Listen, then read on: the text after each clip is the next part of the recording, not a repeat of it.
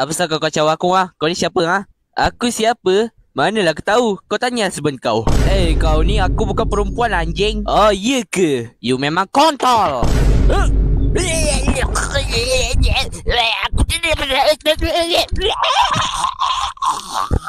Ni bodoh ke stupid?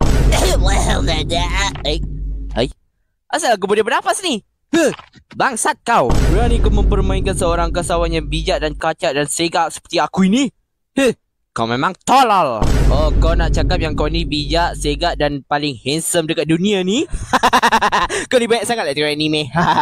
Yo guys, tengok ni. Dia berfikir dia adalah seorang MC. Kau ni dah kenapa baru ah? Oh, tak ada apa-apa. Pocong tak pakai kain kafan. Mana? Di mana? Where is this? Percaya sangat lah kau ni.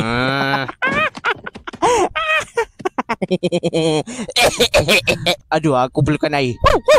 Oh no, aku harus bersembunyi. Oh my god. Aku sangat takut. Anak-anak masuk balik dalam rahim.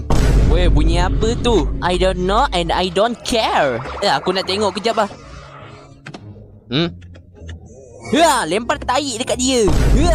Kenapalah dengan anak jiran sebelah ni? Aku nak tengok lebih dekat lah. Aku ada kat sini. Habis je rosakkan mainan dari Mr. DIY. Dah lah Mr. DIY tu murah-murah. Ya murah macam harga diri kau. Sikit-sikit nak marah. Apa pasal ramai-ramai ni?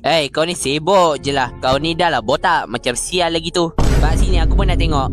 Bang, jangan apa-apakan saya bang. Saya belum kahwin lagi. Kau tengok yang dekat sana tu. Nama dia Saiful. Yang mana yang binatang ni ke? Binatang? Bukan yang itu lancar.